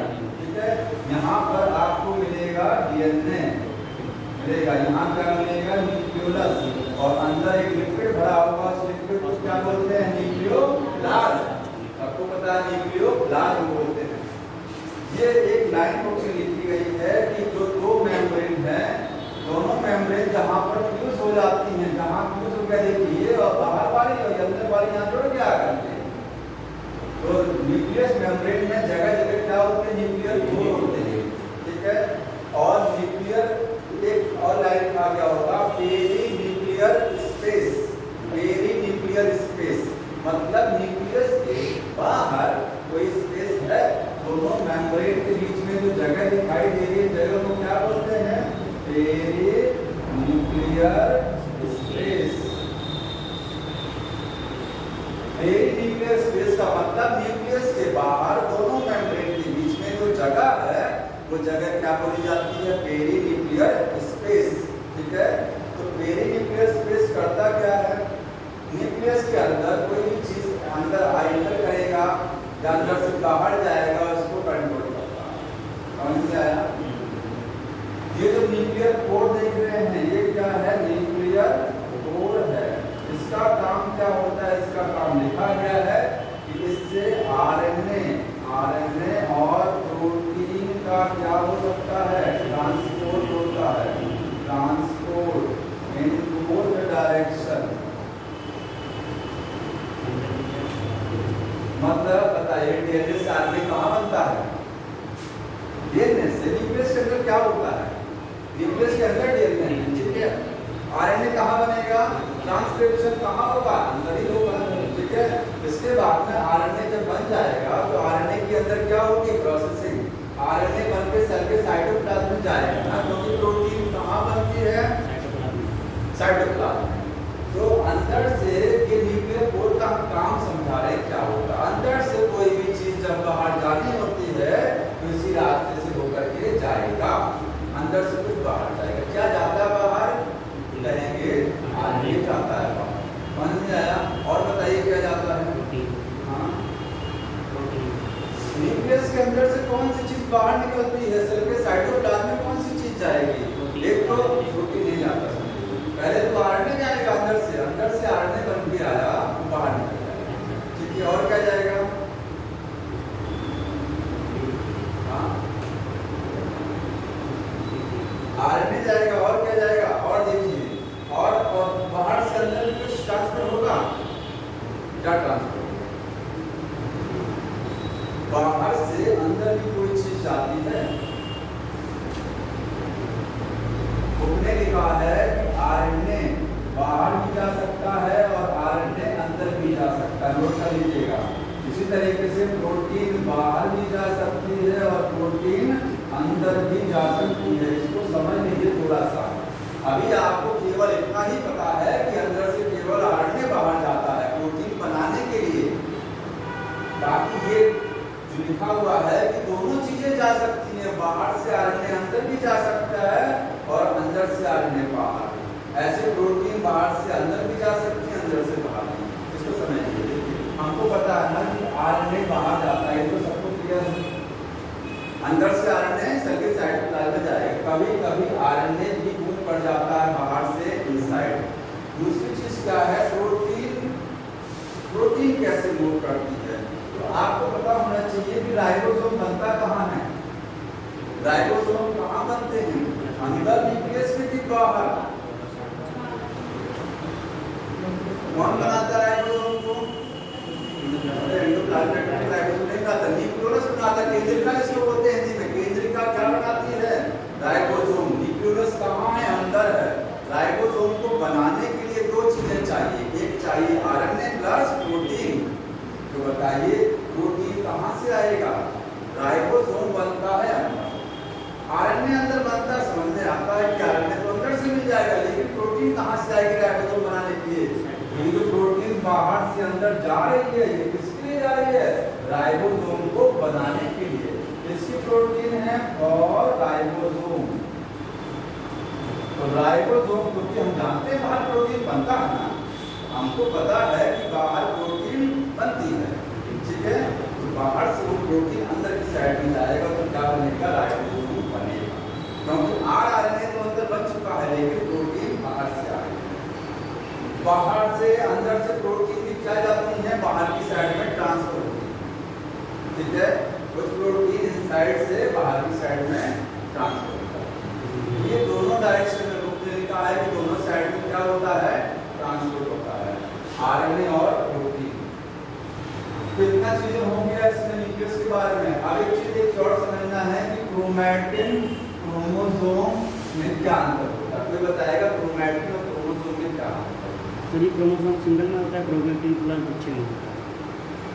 हाँ, बात सही है। क्रोमैटिन कहते हैं loosely arrange, chromosome densely packed, ठीक है। डीएनए क्या है? डीएनए एक धागा है। डीएनए क्या? एक थ्रेड है। इस डीएनए को अगर कंप्रेस कर दिया जाए तो क्या बन जाएगा? क्रोमैटिन। कंप्रेस कैसे होगा? हिस्टोन प्रोटीन की मदद से। सबको पता है क्रोमोसोम में क्रोमैटिन में कौन सी प्रोटीन होती है? हिस्टोन। डीएनए हिस्टोन प्रोटीन के साथ पैक होता है, ये क्रोमैटिन। इसको और ज्यादा कंप्रेस कर देंगे तो क्या बन जाएगा? क्रोमोसोम। तो क्रोमैटिन और क्रोमोसोम में अंतर ये है, क्रोमैटिन लेस कंडेंस होता है, क्रोमोसोम हाईली कंडेंस होता है, ठीक है। एक डिफरेंस तो ये है, क्रोमैटिन में डीएनए दूर दूर होता है, इसमें डीएनए बहुत सटा हुआ, पास कॉम्पैक्ट। समझ में आ रहा है? तो एक और थोड़ा सा समझ लीजिए इसको, यहाँ लिखिए क्रोमैटिन और क्रोमोसोम। देखिए पहला डिफरेंस क्या है? लूजली अरेंज होगा। क्रोमैटिन बहुत टाइटली पैक नहीं होता है, और क्रोमोसोम क्या है? टाइटली पैक होता है, टाइटली पैक होगा यहाँ पर। जेनेटिक मैटेरियल यहाँ लूजली अरेंज, यहाँ टाइटली पैक। दूसरा अंतर है, क्रोमैटिन कहाँ दिखेगा? जब सेल डिवाइड कर रही होती है तब क्रोमैटिन दिखेगा, या जब डिवाइड नहीं कर रही होती है तब दिखेगा? जब डिवाइड नहीं कर रही होती है तब। आपने सेल डिवीजन पढ़ा ना, कोशिका विभाजन, उसमें आता है इंटरफेज और यंग फेज, पढ़ा ना। इंटरफेज में जब सेल रहती है तो डिवाइड नहीं करती, प्रिपरेशन करती है केवल, ठीक है। उसमें एक एस अवस्था आती है। तो इंटरफेज में जेनेटिक मटेरियल क्या हो जाता है? बिखर जाता है, क्योंकि डीएनए का रेप्लिकेशन करना पड़ता है उस अवस्था में। वहाँ पर आपको क्रोमैटिन दिखेगा इंटरफेज में, लेकिन जब सेल डिवाइड करती है यंग फेज में जाकर के तो वहाँ क्रोमोसोम दिखता है। क्रोमैटिन किसमें बदल गया? तो आपको ये इंटरफेज में दिखाई देगा, इंटरफेज में, और ये किसमें दिखाई देगा आपको? इन डिवाइडिंग सेल्स में, डिवाइडिंग सेल में दिखाई देगा, मतलब यंग फेज में दिखाई देगा। क्रोमोसोम हमेशा यंग फेज में दिखते हैं, आपको इंटरफेज में। अब एक चीज बताइए, क्रोमोसोम को या क्रोमैटिन आपको उसमें कितनी चीजें या जेनेटिक मटेरियल जिसको आनुवंशिक पदार्थ कहते हैं, क्या क्या होता है? चाहे मैं कह रहा हूँ जेनेटिक मटेरियल, जिसको आप क्या बोलते हैं? क्रोमोसोम। उसमें कितनी चीजें होती हैं? आप बोलेंगे एक तो डीएनए होता है, दूसरा क्या होता है? हिस्टोन प्रोटीन होती है, और कुछ होता है इसके अलावा? कहते हैं ना क्रोमोसोम में डीएनए, हिस्टोन प्रोटीन, रैप होती है, क्या इसके अलावा एक चीज और होती है, बताइए कुछ सोच रहे हैं। क्रोमोसोम्स में या क्रोमैटिन में खासकर किसकी बात हो रही है? क्रोमैटिन की। नोट कर लीजिएगा, खासकर मैं स्पेशली बोल रहा हूँ क्रोमैटिन की बात कर रहा हूँ। क्रोमैटिन में दो चीजें तो है, एक चीज और होती है आरएनए। अब कैसे होता है कोई बताएगा आरएनए कैसे? क्योंकि हम कहते हैं ये क्रोमोसोम, इस क्रोमोसोम में बताइए है क्या है? डीएनए है ना, क्या पता हुआ क्या इसमें? डीएनए है। इस क्रोमोसोम में डीएनए है और क्या है इसमें? बोलेंगे हिस्टोन प्रोटीन है। डीएनए है और हिस्टोन प्रोटीन, दो चीजें हैं। इस क्रोमोसोम्स में आरएनए है कि नहीं है? हाँ, इस क्रोमोसोम से जब देखिए आरएनए तब मिलेगा जब डीएनए से आरएनए बनता। हमको पता है कि सेल में डीएनए से आरएनए हमेशा बनता रहता है, निश्चित पता ना, डीएनए से आरएनए हमेशा बनता रहता है। तो आपका ये जो क्रोमोसोम है ये जब क्या बनाएगा? जब इससे क्रोमैटिन बनेगा तो क्रोमैटिन में जो डीएनए है इससे क्या बनेगा? आरएनए। क्योंकि आपके केंद्रक में जो सेल्स हैं, आपके सेल में जो न्यूक्लियस है, न्यूक्लियस में यार कोई ना कोई प्रोटीन हमेशा सेल में बनती रहती है। प्रोटीन बनाने के लिए क्या चाहिए? प्रोटीन बनाने के लिए आरएनए चाहिए। तो आरएनए हमेशा बनता रहता है। तो आप बोलेंगे कि आरएनए भी देखने को मिलता है क्योंकि वो आरएनए इस क्रोमैटिन के साथ रहेगा। अलग कब होगा? जब आरएनए कंप्लीट बन जाएगा तो यहाँ से तो अलग होकर के और न्यूक्लियस से बाहर चला जाएगा। नहीं ना आया नहीं, क्योंकि ट्रांसक्रिप्शन पढ़े हैं ना, ट्रांसक्रिप्शन होता है तो डीएनए से आरएनए बनता है तो आरएनए जो बनेगा डीएनए के पास में रहेगा। पहले तो शुरुआत नहीं से होता है, आरएनए के साथ में देखने को मिलता है मकसद है। इसका स्ट्रक्चर हो गया। इसके बाद में टाइप्स ऑफ, एक चीज और समझ लीजिए, एक वर्ड दिया हुआ है यहाँ पर, नोट कर लीजिए, क्वेश्चन आता है न्यूक्लियोप्रोटीन क्या होती है? न्यूक्लियोप्रोटीन मतलब समझ रहे हैं? न्यूक्लियोप्रोटीन का मतलब nucleic acid plus protein called nucleoprotein. हम जो क्रोमैटिन जिसको बोलते हैं या क्रोमोसोम बोलते हैं उसका दूसरा नाम होता है न्यूक्लियोप्रोटीन। समझ रहे हैं? क्रोमोसोम, क्रोमोसोम या फिर क्रोमैटिन, दोनों में अंतर है। इसका दूसरा नाम क्या है? क्यों बोलते हैं बताइए? कोई क्यों इसको न्यूक्लियोप्रोटीन? क्योंकि क्रोमोसोम या क्रोमैटिन में दो चीजें, न्यूक्लिक एसिड प्लस प्रोटीन। कौन सा न्यूक्लिक एसिड? डीएनए। डीएनए क्या है? न्यूक्लिक एसिड है। और साथ में क्या है? प्रोटीन है। कौन से प्रोटीन? हिस्टोन। तो न्यूक्लिक एसिड भी है और प्रोटीन भी है, इसलिए क्रोमोसोम का दूसरा नाम होता है न्यूक्लियोप्रोटीन। इसके अलावा और एग्जांपल बताइए न्यूक्लियोप्रोटीन के, बताइए कोई और न्यूक्लियोप्रोटीन का और एग्जांपल, और किसी चीज को न्यूक्लियोप्रोटीन कहते हैं? वायरस क्या बताइए? वायरस, वायरस न्यूक्लियोप्रोटीन है। वायरस का भी दूसरा नाम क्या है? न्यूक्लियोप्रोटीन। कैसे? वायरस में केवल दो चीजें हैं, न्यूक्लिक एसिड सेंटर में और बाहर प्रोटीन, और कुछ है? और कुछ तो नहीं है ना।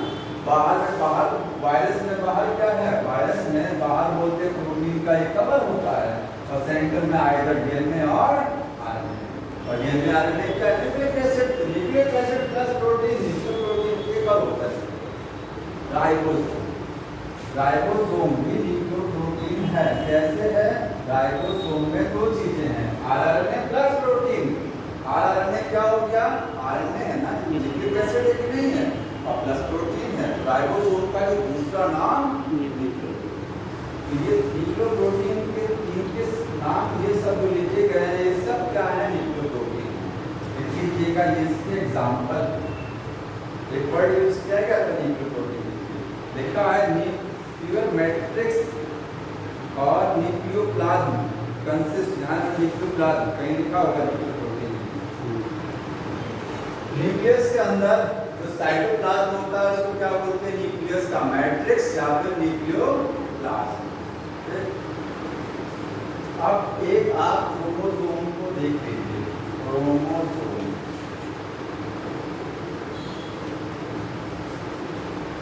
एक क्रोमोसोम की स्ट्रक्चर ऐसे होती है, ठीक है।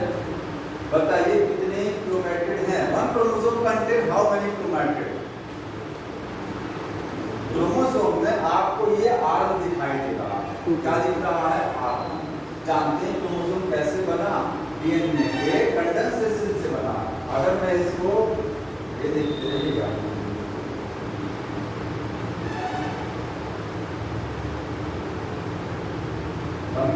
नजर आ रहा है, ये तो है वो ना, डीएनए है। अंदर क्या है? इसमें डीएनए है।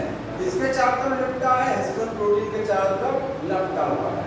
हिस्टोन प्रोटीन इसको कंप्रेस कर दिया है, ठीक है। ये स्ट्रक्चर ऐसा, ये स्लिप स्ट्रक्चर है इसका, होता है ऐसा नहीं है, होता ऐसे है। इसमें दो आर्म दिखाई दे रही है। क्या है? दो आर्म है। इनको क्या बोलते हैं? ये है पी आर्म और ये क्या है? Q arm. आपकी एनसीईआरटी में नहीं दिया है क्यू और क्यू आर्म। एक बार सवाल 2018 में पूछा जा चुका है, 2018 में पूछा जा चुका है पी और क्यू आर्म के बारे में, नहीं दिया है, आता है लक्ष्य को। तो पी आर्म को बोलते हैं पैकेट आर्म। पी और पैकेट होता है, पैकेट का मतलब छोटा होता है, पेटेट PETIT, इसका मतलब स्मॉल। इसको थोड़ा सा बड़ा कर देते हैं, डायग्राम पी आर्म का मतलब शॉर्ट आर्म। क्रोमोसोम में अगर जो छोटी आर्म होती है उसको क्या बोलते हैं? P arm. मतलब सॉरी, एक आर्म छोटी है उसको पी आर्म, दूसरी आर्म क्या है? Q arm. तो ये है क्यू आर्म, मतलब ये लॉन्ग। तो दो आर्म होती है, जैसे हमारे अंदर दो भुजाएं हैं, वैसे ही क्रोमोसोम में दो आर्म होती हैं। एक को पी बोलते हैं और एक को क्यू बोलते हैं। पी का मतलब समझ में आता है, पैकेट। क्यू का मतलब क्या है? कोई बताएगा? क्यू का कोई मतलब नहीं है। पी के बाद अल्फाबेट में क्यू आता है, इसलिए क्यू आर्म। इसका कोई मतलब नहीं है कि उसको क्यू को बोलते हैं, उसको पी को बोलते हैं, उसका मतलब है, ठीक है। दो आर्म, दोनों आर्म आपस में जुड़ी है, बीच में किससे? सेंट्रोमियर से। ये क्या है? सेंट्रोमियर। समझ में आता है? अब सेंट्रोमियर है तो सेंट्रोमियर जानते हैं क्या है? ऐसी जगह जहां पर ये क्रोमोसोम थोड़ा सा दबा होता है। अगर इसी पेन को लेकर के तो बीच में दबा अच्छे से प्रेस कर दूं तो वो जगह क्या बोली जाएगी? सेंट्रोमियर। यहाँ पर देखिए ये हिस्सा, इस हिस्से में क्रोमोसोम बहुत संकुचित है, बहुत दबा हुआ है, यहाँ फैला हुआ है ऊपर और नीचे। यहाँ क्या है? वो कंप्रेस है, ज्यादा कंप्रेस दिखाई दे रहा है ना, बहुत एकदम टाइट पैक है। इस हिस्से में क्रोमोसोम बहुत टाइटली पैक है और यहाँ उतना टाइटली पैक नहीं है, इसलिए इस हिस्से को क्या बोलते हैं? सेंट्रोमियर। कुछ अलग चीज नहीं है। इसका दूसरा नाम होता है प्राइमरी कॉन्स्ट्रिक्शन। क्या बोलते हैं इसको? Primary constriction. जानते हैं क्यों बोलते हैं? कोई बताएगा? क्योंकि कॉन्स्ट्रिक्शन का मतलब होता है संकुचन, और प्राइमरी इसलिए बोला जाता है क्योंकि अभी एक बार बनाएगा, वो सेकेंडरी होगा, वो सेकेंडरी होगा, ये प्राइमरी है, ठीक। तो आपको दो आर्म मिलती है क्रोमोसोम में, बीच में सेंट्रोमियर मिलता है। सेंट्रोमियर वो जगह जहाँ क्रोमोसोम काफी संकुचित होता है, वहाँ डीएनए बहुत टाइटली पैक है, बहुत ज्यादा टाइटली पैक है। और इस सेंट्रोमियर के दोनों साइड पर, इस सेंट्रोमियर के इधर और इधर आपको डिस्क समझते हैं, डिस्क चपटी हुई, चपटी संरचना होती है, उसको बोलते हैं काइनेटोकोर। तो ये जो बगल में दो डिस्क लगा है, ये क्या है? काइनेटोकोर है, समझ रहे हैं? दोनों साइड में काइनेटोकोर लगा होता है। क्या काम होता है इसका? स्पिंडल फाइबर जो धागे होते हैं, उसका विभाजन के टाइम पर धागे बनते हैं सेंट्रियोल से, वो धागे यहीं आकर आपके अटैच होते हैं, ठीक है। तो इसका काम होता है अटैचमेंट ऑफ स्पिंडल फाइबर, ठीक है। स्पिंडल फाइबर का क्या करना? अटैचमेंट। ये अब एक चीज बताइए, किसी क्रोमोसोम में कितना क्रोमैटिड होता है? यहाँ 1C है कि 2C है? बताओ, ये पढ़े कितना क्रोमैटिड है इसमें? 1C की 2C? 1C, वेरी गुड, ये 1C है, 2C नहीं कहेंगे।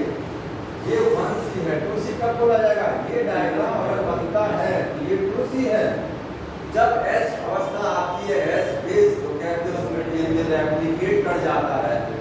इसके अंदर क्या है, डीएनए है कि नहीं है? S बेस में इसकी दो कॉपी बन जाएगी। इसकी कितनी बन जाएगी? एक कॉपी बगल में बन जाएगी और एक कॉपी इसके बगल में, दो कॉपी बन गया इसके। डीएनए रेप्लिकेट हो गया तो इसमें आ जाएगा 2C। यहाँ से यहाँ तक पूरा एक 1C बोलते हैं। C का मतलब होता है क्रोमैटिड। कितना क्रोमैटिड है? एक है। फिर दो हो गया, इसमें एक क्रोमैटिड ये वाला और एक ये वाला, ठीक है। ये है 2C। पूछा जाता है 2C अवस्था कब देखने को मिलती है? S फेज के बाद में क्रोमोसोम में 2C स्टेज चलती है।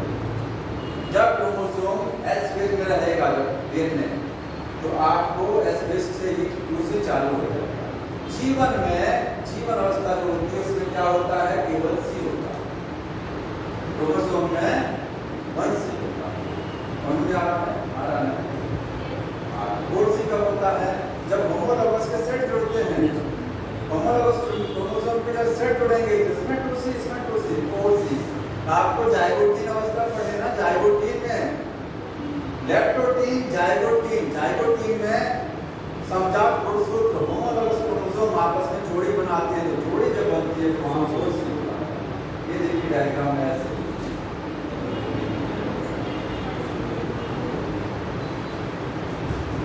पहले 4C दो क्रोमोसोम है 4C कंडीशन। ये हो गया। इसके बाद में एक चीज और देखिएगा, ये होता है सेट क्रोमोसोम। तो सेट क्रोमोसोम क्या होते हैं? जितने क्रोमोसोम हैं हमारी बॉडी में कितने हैं? 46 या 23 जोड़ी। उसमें से 5 जोड़ी ऐसी होती हैं जिसको हम बोलते हैं सेट क्रोमोसोम। ऐसे ही और जीवों में भी होता है, किसी में 6 जोड़ी किसी में कुछ। तो सेट क्रोमोसोम एक विशेष प्रकार के क्रोमोसोम है, कुछ अलग टाइप के हैं। क्या अलग होता है? डायग्राम देख लीजिए। इतना तो सभी में है, इतना तो अब तक पढ़ चुके हैं। इसमें अलग क्या है? ये अलग देख लीजिए। इतना हिस्सा अलग देख रहे हैं ना, इतना हिस्सा अलग दिखाई दे रहा है। ये हिस्सा पिछले वाले में नहीं था।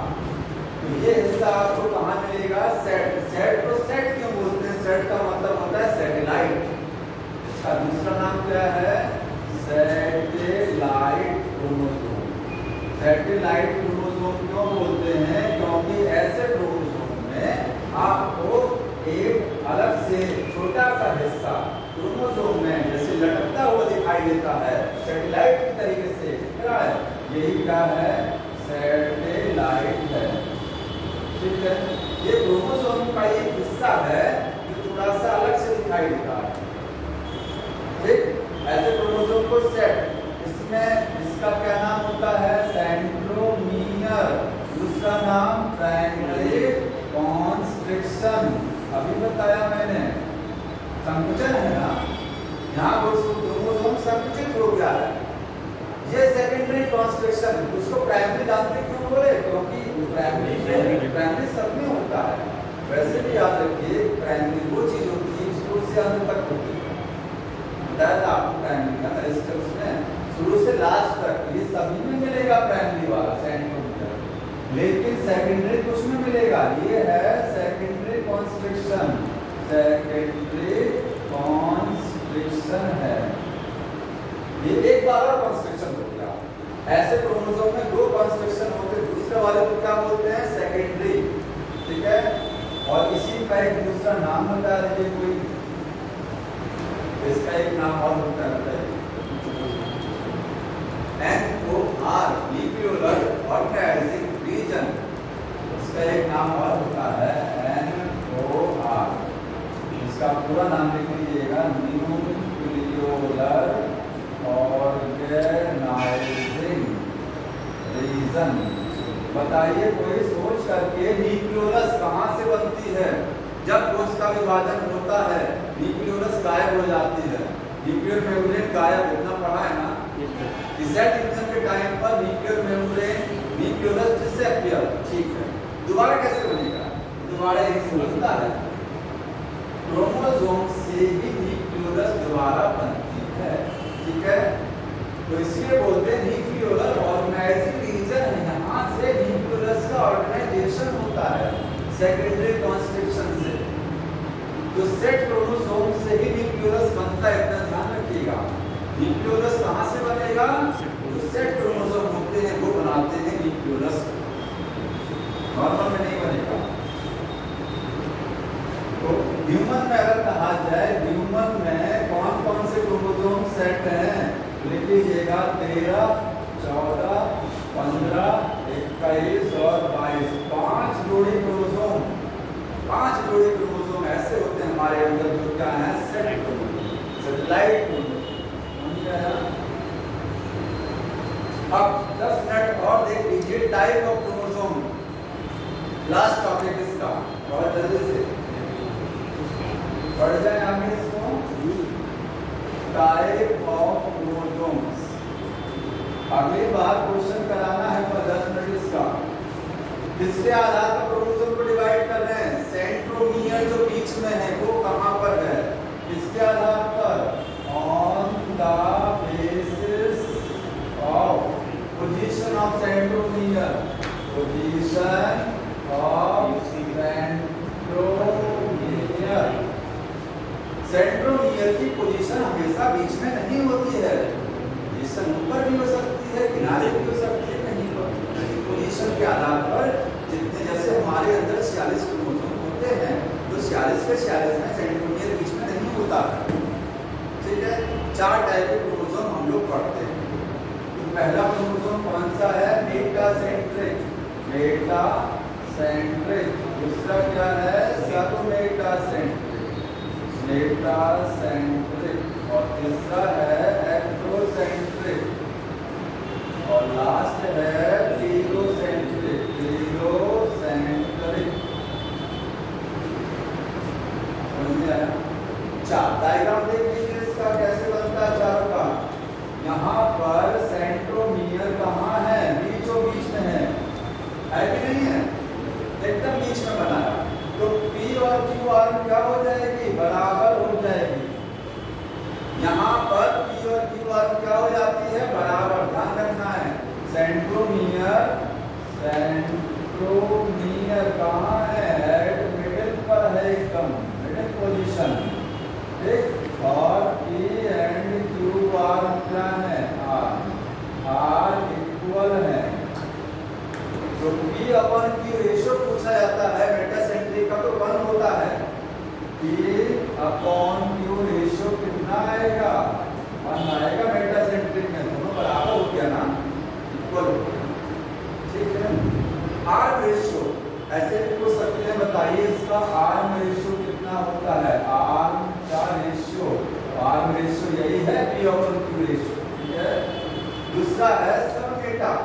सबमेटा का मतलब जैसे सब इंस्पेक्टर, इंस्पेक्टर से थोड़ा सा नीचे, ज्यादा नीचे नहीं है, वो नहीं, सिपाही नहीं, थोड़ा सा नीचे। तो इसका मतलब यहाँ पर सेंट्रोमियर थोड़ा सा नीचे। अब नीचे का सेंस है कि इधर भी नीचे हो सकता है, ऊपर भी हो सकता है, थोड़ा सा मिडिल से इधर से उधर जाएगा। तो डायग्राम देखिए, यहाँ पर ये होगा, ये एक आर्म थोड़ा सा बड़ा, एक आर्म थोड़ा सा छोटा, ज्यादा अंतर नहीं है, ठीक है। यहाँ पर सेंट्रोमियर स्लाइटली अवे होता है, थोड़ा सा दूर होता है फ्रॉम सेंटर, सेंटर से थोड़ा सा दूर होता है, ठीक है। तो इसमें एक आर्म थोड़ा सा छोटा और एक आर्म थोड़ा सा बड़ा।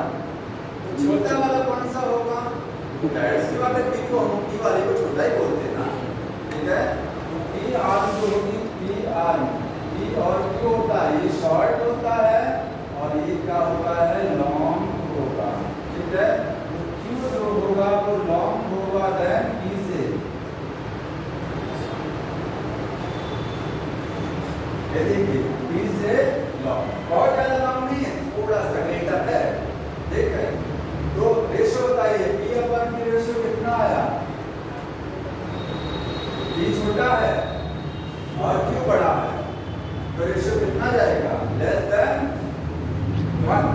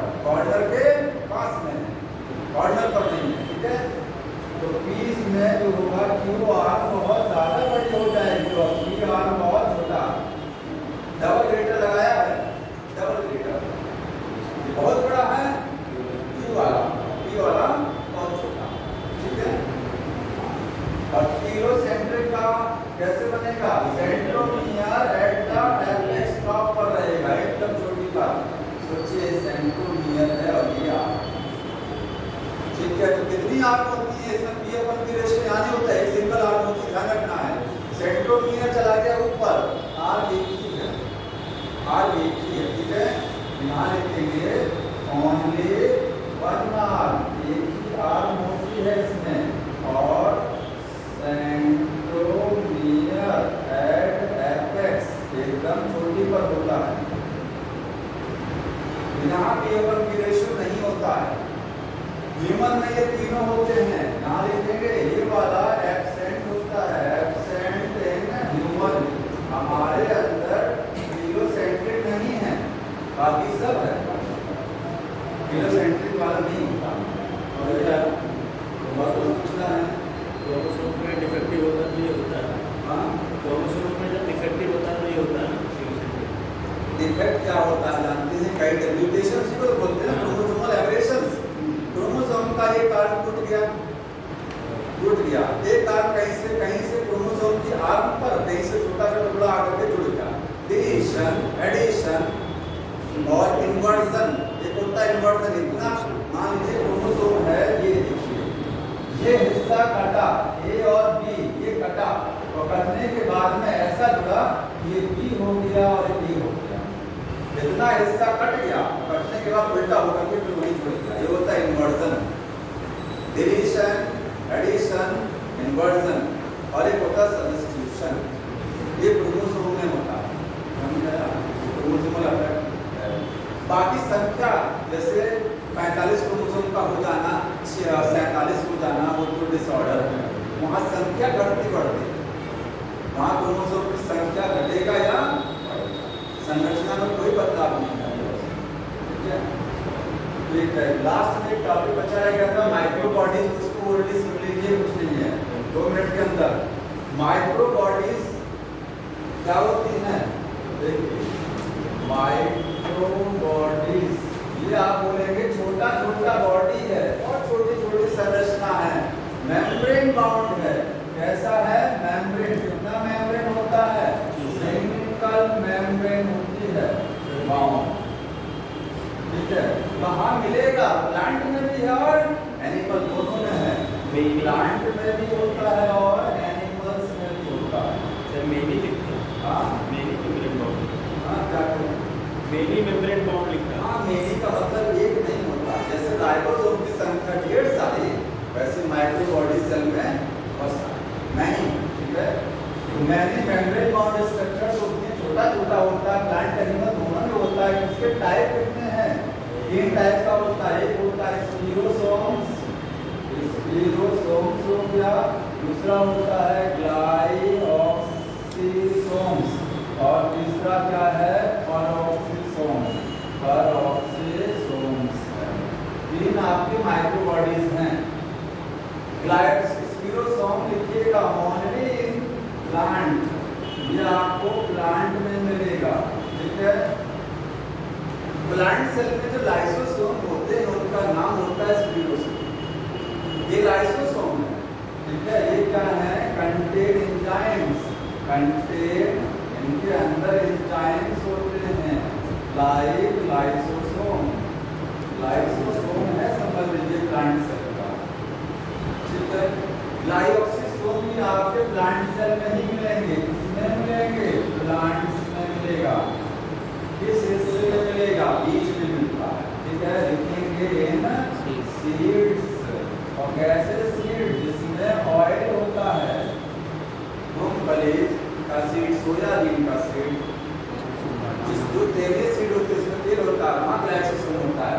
और पेरोक्सिसोम आपको सब जगह प्लांट में भी मिलेगा और एनिमल में भी मिलेगा। काम देख लीजिए, एक लाइन का काम देखिए, इनका काम बताइए सोच करके क्या करेंगे? पाचन कराएंगे, एंजाइम के अंदर ये क्या कराएंगे?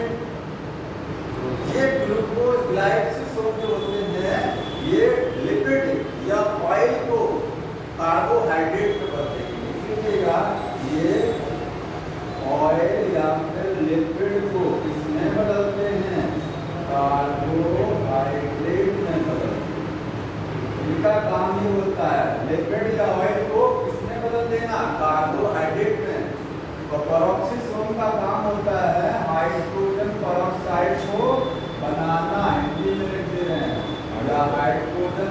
पेरोक्साइड को तोड़ना। कहीं हाइड्रोजन पेरोक्साइड बन रहा है या कहीं टूट रहा है, उसमें कौन इन्वॉल्व होगा? पेरोक्सिसो। कैटलेज एक एंजाइम होता है, कैटलेज होता है ना, H2 बनाने में मदद करता है, ठीक है। तो ये और ये ऑयल को कार्बोहाइड्रेट में बनने, क्योंकि जो ग्राउंडनट का सीड होता है उसमें क्या है? ऑयल, तो इसमें कन्वर्ट हुआ कार्बोहाइड्रेट तक को जनरेट करेगा। बढ़िया। तो अगली बार क्वेश्चन करके ले आइएगा और इसको क्वेश्चन पूछना होगा।